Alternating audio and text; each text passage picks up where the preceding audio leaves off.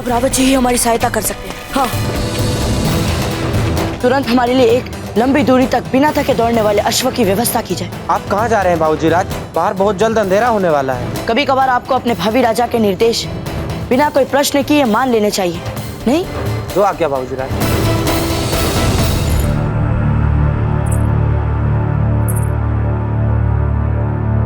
हम हैं। क्या कहने आई हैं यहाँ? यही ना, कितने कठोर पिता हैं। नहीं, हम आपसे ये कहने हैं राणा जी कि जिस निर्णय को लेने के लिए आपने अपने मन को मारा, अपनों का विरोध सहा है, वो निर्णय तर्कसंगत नहीं है, न्याय संगत नहीं है।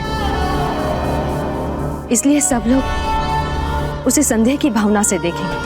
आप जानती हैं जयवंताबाई जी, आप क्या कह रही हैं और किससे कह रही हैं? जी राणा जी, हमें पता है हम क्या कह रहे हैं, और जिनसे कह रहे हैं उनका सम्मान हमारे लिए सर्वोच्च धर्म है। फिर जो भी कहना है खोल कर कहिए। राणा जी, जो आपके सामने न्याय के लिए है, वो हो सकता है आपको ना चाहे, हो सकता है आप उसे ना चाहे, हो सकता है वो अपराधी दिखे, लेकिन एक बार न्याय के आसन पर बैठ गए तो फिर दोनों पक्षों को समान गहराई से सुनना पड़ेगा। आप जिसे ना चाहे उसका पक्ष भी सुनना पड़ेगा।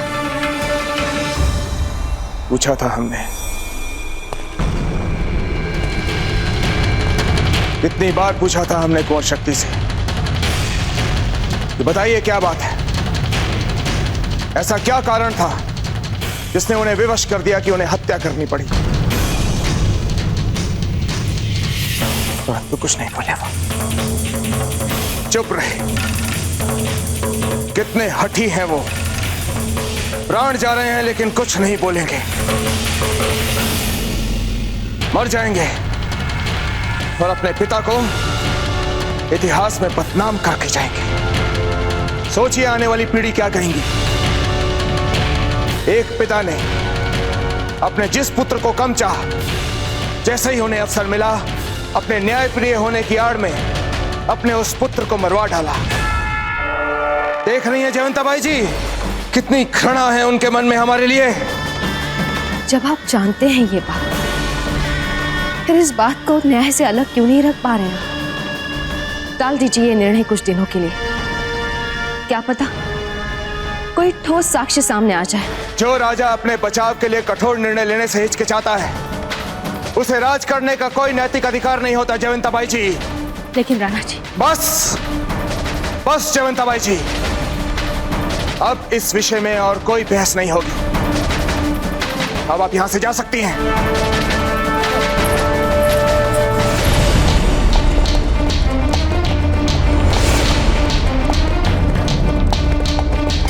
त्र्यंबकं यजामहे सुगंधिं पुष्टिवर्धनम् उर्वारुकमेव बन्धनात् मृत्युर्मुक्षयमामृतात्। ओम त्र्यंबकं यजामहे सुगंधिं पुष्टिवर्धनम् उर्वारुकमेव बन्धनात् मृत्युर्मुक्षयमामृतात्। ओम त्र्यंबकं यजामहे सुगंधिं पुष्टिवर्धनम् उर्वारुकमेव बन्धनात् मृत्युर्मुक्षयमामृतात्। ओम त्र्यंबकं यजामहे सुगंधिं पुष्टिवर्धनम् उर्वारुकमेव बन्धनात् मृत्युर्मुक्षयमामृतात्। ओम त्र्यंबकं यजामहे सुगंधिं पुष्टिवर्धनम् उर्वारुकमेव बन्धनात्। बड़ी माँ साहब, तो क्या हो गया हमारी मासा को?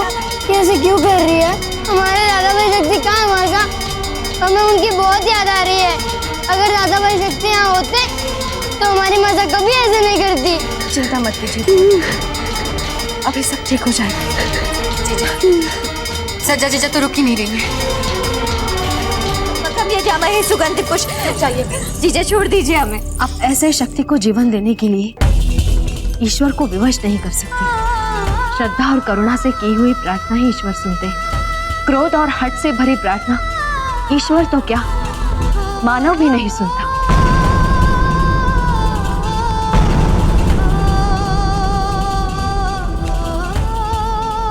विक्रम भी तो आपका पुत्र है, आपको उसके लिए भी तो सोचना है बिना। जीजा, हमें हमारे कुंवर शक्ति चाहिए, हमें हमारे कुंवर शक्ति चाहिए। अगर भगवान हमारी नहीं सुनेगा तो कम से कम आपकी तो सुनेगा ना। बोलिए ना उनको, आपकी तो सुनेगा ना, बोलिए उनसे, बोलिए, कहिए हमें हमारी कुंवर शक्ति चाहिए, हमें हमारी कुंवर शक्ति चाहिए। जीजा बोलिए भगवान से।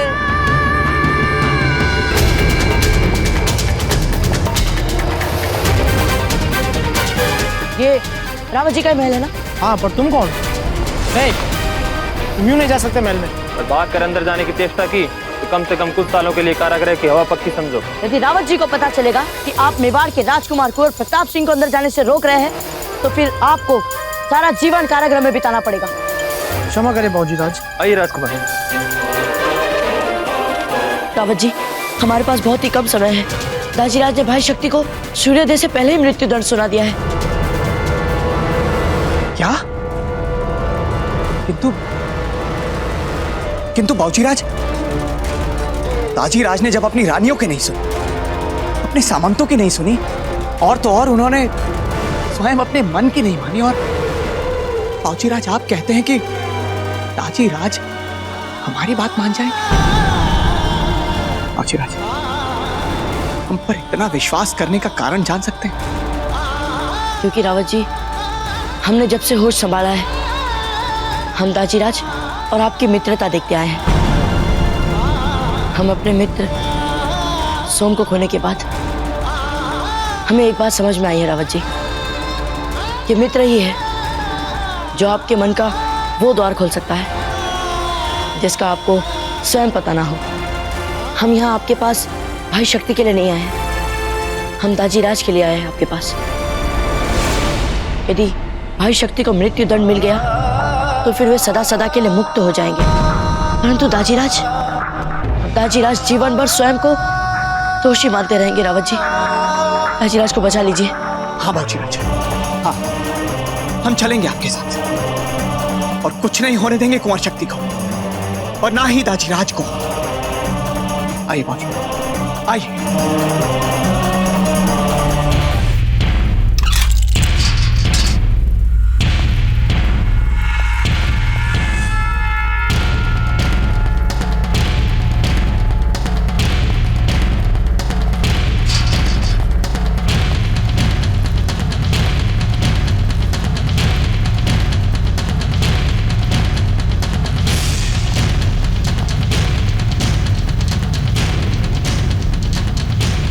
हम आपसे अंतिम बात पूछ रहे हैं,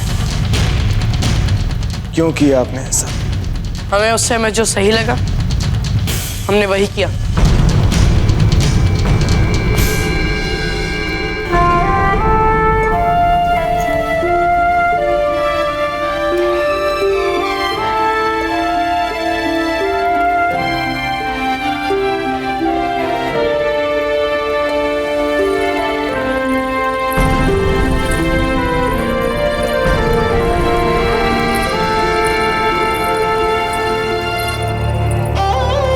हमारे पुत्र को बचाने के प्रयास के लिए बहुत बहुत आभार राणा जी। इनसे इनकी अंतिम इच्छा पूछने के बाद इन्हें वध स्थल पर ले जाइएगा।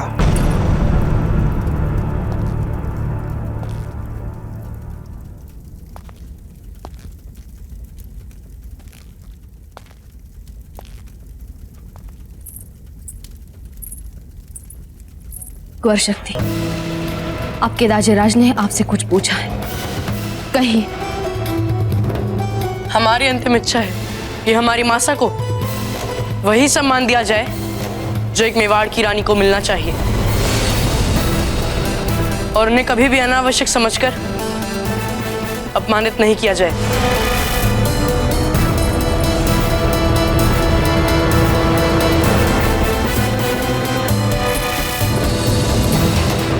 हम मेवाड़ की महारानी आपको ये वचन देती है कि रानी सज्जाबाई को वो सम्मान मिलेगा जो उन्हें मिलना चाहिए। मेवाड़ से, प्रजा से, राजमहल से और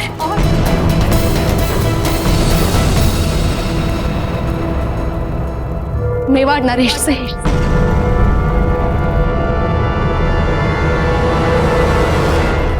बड़ी माँ, अब आपने हमें वचन दे दिया, अब हमें और कुछ नहीं चाहिए। अब हम शांति से जा सकते हैं। आपकी मासा ने ये एक लिंची का प्रसाद दिया और आपसे कहा है कि वे केवल इसी जन्म में नहीं बल्कि आने वाले हर जन्म में आपकी अपने पुत्र के रूप में प्रतीक्षा और अपेक्षा करेंगे।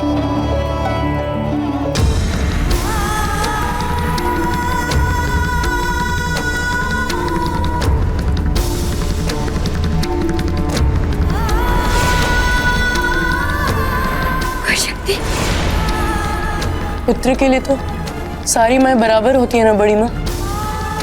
यदि हम यहाँ पर आपके पांव छू रहे हैं तो वहाँ हमारी माँ से कभी कोई ना कोई अनुभव तो हो ही रहा होगा ना, है ना बड़ी माँ?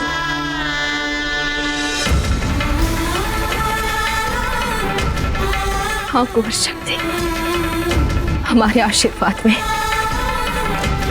आपकी मासा का आशीर्वाद छुपा है।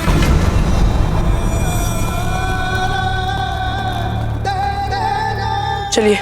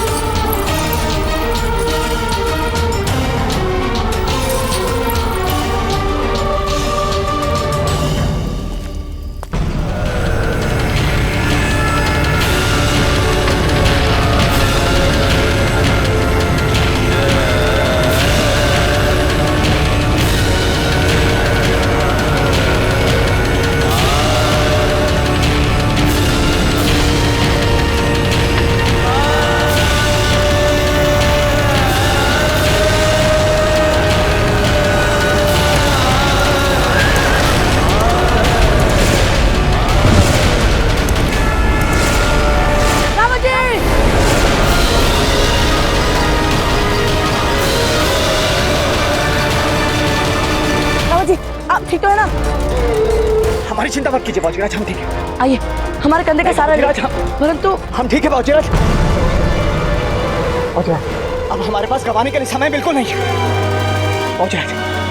अब किसी भी क्षण सूर्योदय हो सकता है। अब जाइए और कुंवर शक्ति को बचाइए, जाइए। परंतु हम आपको इस हालत में कैसे छोड़कर जा सकते हैं? बाजीराज हम ठीक हैं, आप शीघ्र जाइए यहाँ से। अब जाइए और कुंवर शक्ति को बचाइए बाजीराज, जाइए। हम आते हैं। अपना ध्यान रखिएगा।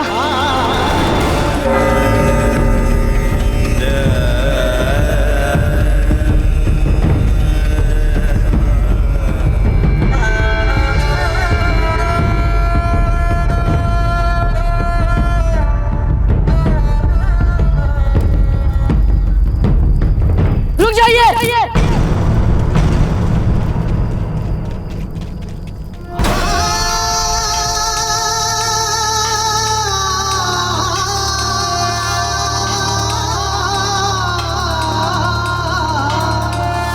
कुंवर प्रताप को यहाँ पर आने किसने दिया? सामने लाओ उसे हमारे। क्षमा करें दाजीराज, परंतु हमारा यहाँ पर आना अत्यंत आवश्यक था। कुंवर प्रताप, दाजीराज, हम यहाँ पर केवल इतना ही बताने आए हैं कि यदि आज हमारे भाई शक्ति की गर्दन पर तलवार चल गई तो ये सूर्योदय हमारे लिए भी मेवाड़ का अंतिम सूर्योदय होगा जो हम देखेंगे। हम भी हमारी इस प्रिय मातृभूमि को छोड़कर सदा सदा के लिए चले जाएंगे दाजीराज, सदा सदा के लिए। आप हम पर भावनात्मक दबाव डालने की कोशिश कर रहे हैं, क्योंकि हमने सार्वजनिक रूप से पूरी प्रजा के सामने आपको मेवाड़ का भावी राजा माना है, इसलिए। ऐसा नहीं है राणा जी, ऐसा नहीं है। रावत जी, आप और जब आपने बाबूजी राज प्रताप के सामने कोई विकल्प ही नहीं छोड़ा तो ये क्या करते? आप यहाँ पर क्या कर रहे हैं? राणा जी, इसके लिए आपको बाबूजी राज प्रताप को धन्यवाद कहना चाहिए, तो इन्होंने आपको अनर्थ का भागीदार होने से बचा लिया। रावत जी, आप ऐसा मत सोचिएगा कि आपके आने से कुंवर शक्ति को दिया गया मृत्युदंड का आदेश टल जाएगा। नियति का समय टल सकता है, लेकिन हमारा निर्णय कभी नहीं टलेगा। जीजा, सूरज चढ़ गया, इसका मतलब सूर्योदय तो हो गया होगा। जीजा, हमारे कुंवर शक्ति चले गए। बताइए ना, मार को सच्चा भी ना?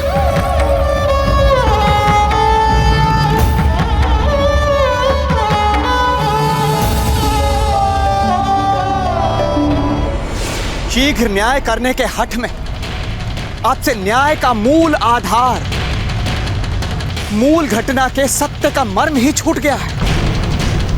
क्षमा कीजिएगा राणा जी, किंतु इसे हम न्याय नहीं बल्कि निरंकुशता, क्रूरता कहेंगे। क्या कहा आपने रावत जी? निरंकुशता, क्रूरता? आपको क्या लगता है हमने कुंवर शक्ति से पूछा नहीं कि सच क्या है? कितनी बार पूछा, अलग अलग तरीकों से पूछा, लेकिन उन्होंने कोई उत्तर नहीं दिया। इस व्यक्ति को यह पहले से पता है कि उसके मार्ग की दीवार कभी नहीं टूटने वाली, और फिर भी वो व्यक्ति निरंतर उसी दीवार पर वार करता रहे। तो ऐसे व्यक्ति की आगे बढ़ने की मंशा पर संदेह होना स्वाभाविक है। आप अपने पुत्र शक्ति को हम सबसे कहीं बेहतर समझते हैं, कहीं बेहतर जानते हैं, तो आपको पहले प्रयास में ही अच्छी तरह पता चल जाना चाहिए था कि कुंवर शक्ति आपके सामने सत्य कभी नहीं बोलेंगे। यदि उन्होंने ये ठान लिया है तो वो आपके सामने अपना मुंह कभी नहीं खोलेंगे राणा, आपके किसी भी सवाल का जवाब कभी नहीं देंगे। तो राणा जी, फिर ऐसा हठ ही क्यों किया जाए कि हमें सत्य केवल कुंवर शक्ति के मुंह से ही सुनना है?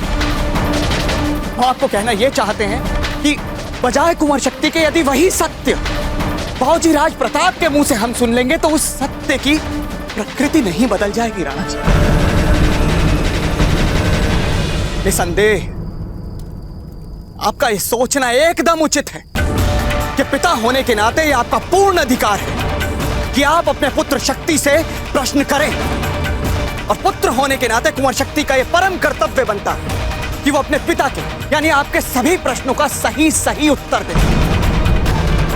और उसी अधिकार से आप एक बार, दो बार, बार बार निरंतर उनसे प्रश्न पूछते रहे, और हर बार कुंवर शक्ति आपके किसी भी प्रश्न का उत्तर देने से साफ मना करते रहे, और क्रोधवश आपके मन में कुंवर शक्ति को दंडित करने का भाव उत्पन्न हुआ। और इस सब का परिणाम क्या हुआ राणा जी?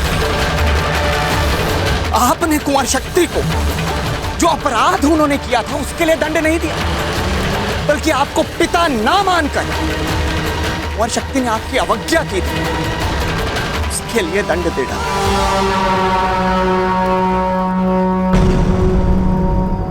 राणा जी, एक बार शांत मन से जो बाबूजी राज प्रताप आपसे कहना चाहते हैं, कृपा करके उसे सुन लीजिए।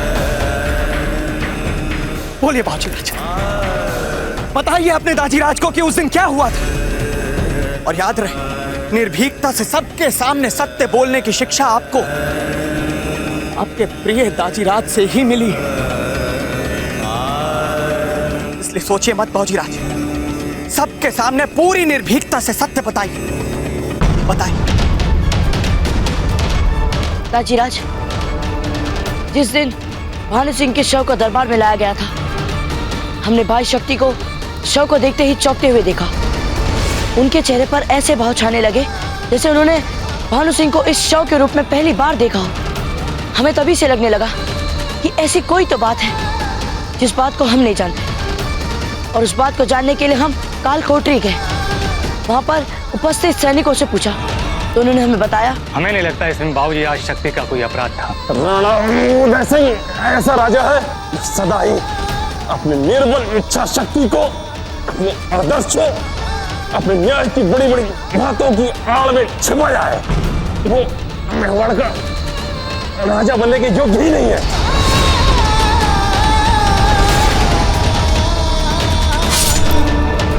अभी अभी जो हमने बताया दाजीराज, उसकी सत्यता का साक्ष्य उपस्थित 3 लोग देने के लिए तैयार है।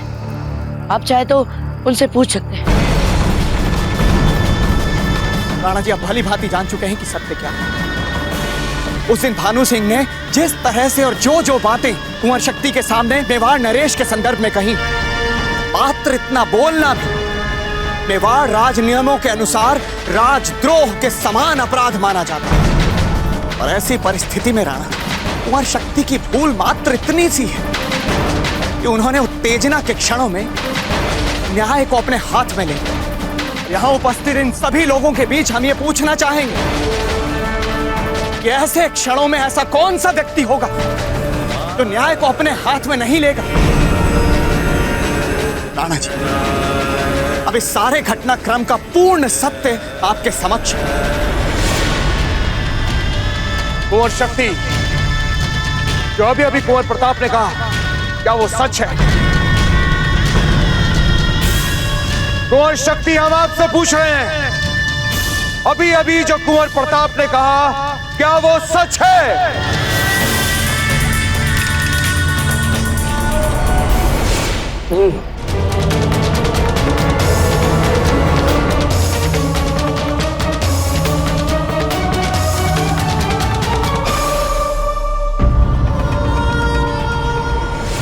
जी, कैसी माँ है हम अंतिम बार अपने बेटे को विदा भी नहीं कर पाए।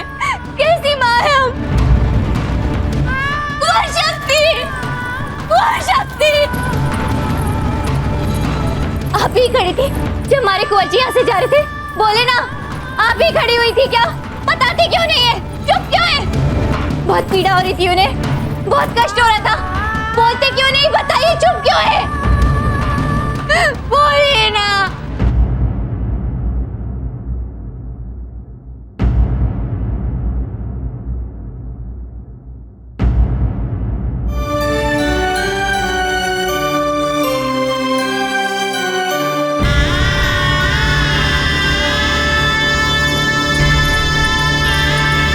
जीजा,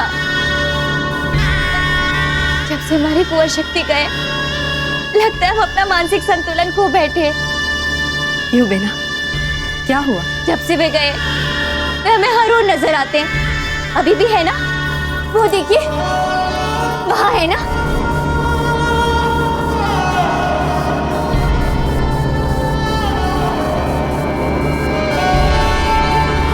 है ना, है ना हमारी कुंवर शक्ति?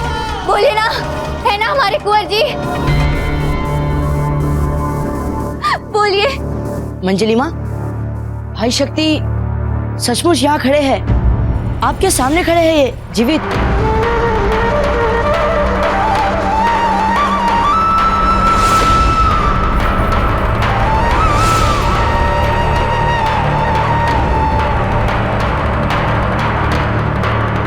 कुंवर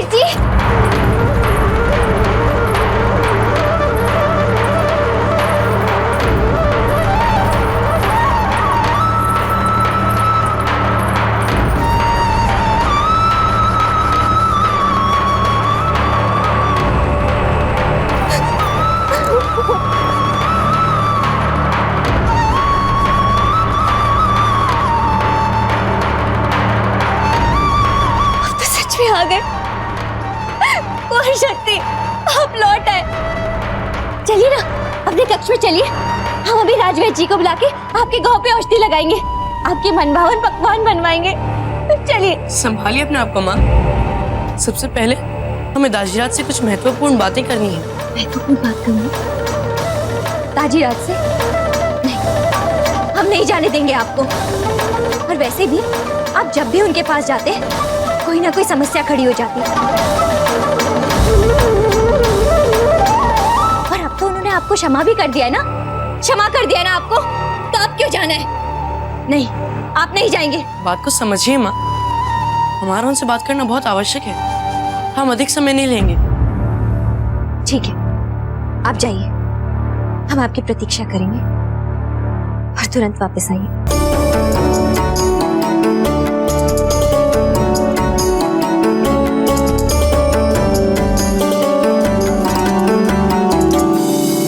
जीजा, सब कुछ ठीक हो गया जीजा। हमारे कुंवर जी वापस आ गए। बहना, हम बहुत खुश हैं। हमारे कुंवर जी लौट आए। हमारे कुंवर शक्ति वापस आ गए। अच्छा, हम चलते। हमें अपने कुंवर जी के लिए उच्चतम भोजन की व्यवस्था करनी है। आते हैं हम। कुंवर प्रताप, ये आपने बहुत अच्छा किया। पर देखिए, कुंवर शक्ति आपके दाजीराज से कुछ बात करने गए हैं। हम चाहते हैं उस समय आप उनके साथ रहें और देखिए वो उनसे क्या कह रहे हैं। आप समझ रहे हैं ना? जी रानी माँ। सुनिए, वह रावत जी को भी अपने साथ ले जाइए। पर रानी माँ, आपको कैसे पता चला कि रावत जी वापस आ गए हैं? क्योंकि उनके सिवाय दूसरा कोई आपके दाजीराज को अंतिम क्षणों में अपना निर्णय बदलने के लिए मना नहीं सकता। उन्हें अवश्य ले जाइए अपने साथ। जी रानी माँ।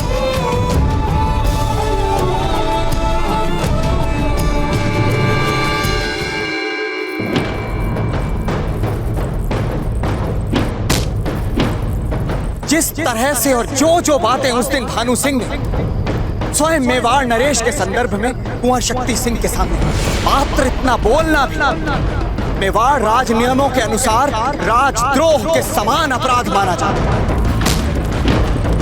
और ऐसी परिस्थिति में कुंवर शक्ति की भूल मात्र इतनी सी कि उन्होंने उत्तेजना के क्षणों में न्याय को अपने हाथ में लिया।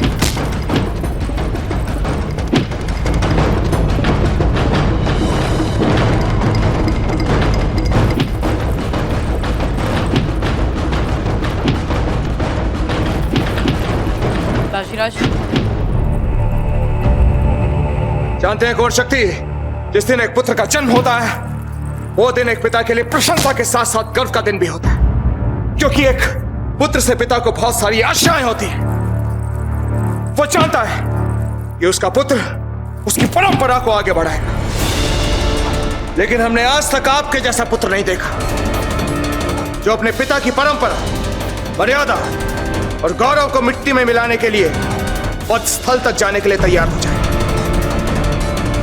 यही चाहते थे ना कि लोग हमें एक ऐसे राजा के रूप में याद करें जिसने अपने पुत्र की हत्या कर दी। इसलिए हमारे बार बार पूछने पर भी आपने हमारे किसी प्रश्न का उत्तर नहीं दिया।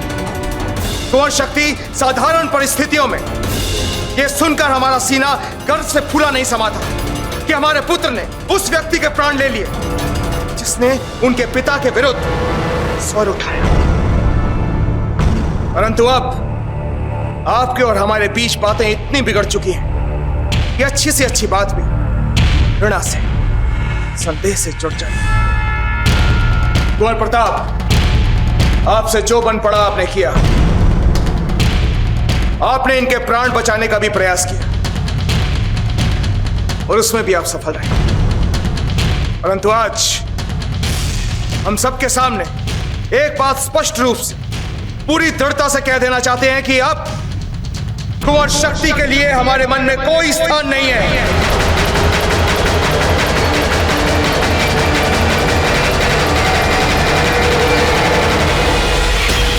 देखिए कैसे मुस्कुरा रहे हैं, जैसे हम इनके साथ कोई परिहास कर रहे हैं। नहीं दाजीराज, हम इसलिए हंसे क्योंकि कई दिनों बाद और संभवतः हमारे जीवन में तो पहली बार ऐसा हुआ है जब किसी बात पर आपके और हमारे विचार मिले। आप कहना क्या चाहते हैं? हम आपसे यही कहने आए थे दाजीराज कि अब हम इस महल से जाना चाहते हैं। अब हम एक पल भी यहाँ और नहीं रह सकते। वध स्थल पर जब हम अपनी गर्दन पर तलवार की प्रतीक्षा कर रहे थे, तब हमने अपने आप को आपसे दूर जाने के लिए, बहुत दूर जाने के लिए पूरी तरह से तैयार कर लिया था। और जब वो नहीं हो पाया, तो कम से कम हम आपके इस महल से तो दूर जा ही सकते हैं, जहां हम, मात्र हम। नहीं भाई शक्ति,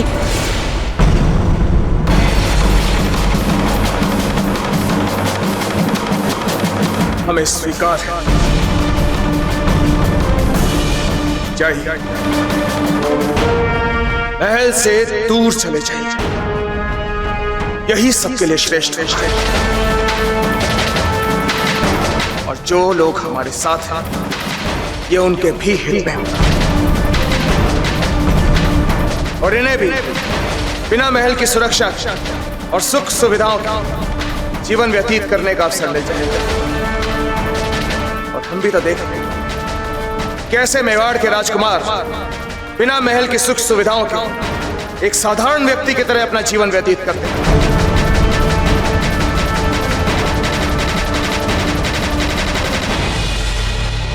कुंवर शक्ति, हमारी बात मानिए, समय मत गवाइए और तुरंत जाने की तैयारियां कीजिए। जाइए यहां से। हुक्म। रावत जी भाई शक्ति को रोकिए ना, वे बेहद जंगल में कैसे रह पाएंगे? मेवाड़ में उन्हें और कोई सहारा देने का साहस भी नहीं कर पाएगा। रावत जी, आपने उनका एक बार जीवन बचाया था ना, अब ये जीवन व्यर्थ न चला जाए, इसका उत्तरदायित्व भी आपका ही बनता है। रावत जी, भाई शक्ति को रोकिए, कुछ कीजिए। रावत जी, भाई शक्ति रोकिए। राणा जी, एक विनती है आपसे। बोलिए रावत जी। राणा जी, आप तो जानते हैं कि हमें वर्षों से संतान की इच्छा रही, पर ईश्वर को जो नहीं देना होता वो नहीं देता। तो ईश्वर ने जो हमें नहीं दिया वो आप दे सकते हैं राणा जी, यदि आपकी आज्ञा हो तो हम कुंवर शक्ति को गोद ले लें।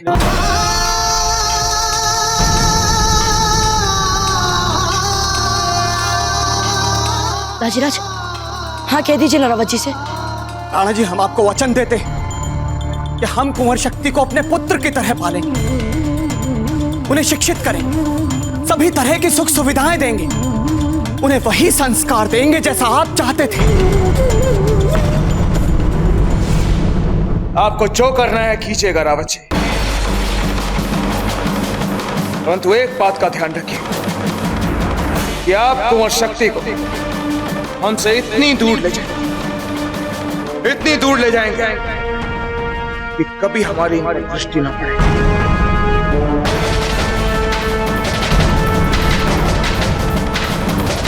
और एक बात रावत जी, अगली बार आप हमसे जब भी मिलेंगे तो शक्ति के पिता बनकर नहीं मिलेंगे, मित्र। क्योंकि आप हमें अपने आप से अधिक भरोसा है। ठीक है राणा, वैसा ही होगा जैसा आप चाहते हैं। जाइए कुंवर शक्ति को। बहुत बहुत धन्यवाद रावत जी, हम आपका ये आभार जीवन भर याद रखेंगे। बहुत बहुत धन्यवाद। बाजीराज, हम भी आपसे बिल्कुल यही कहना चाहते हैं। आज अपने पुत्र के साथ घर लौटेंगे। बहुत बहुत धन्यवाद।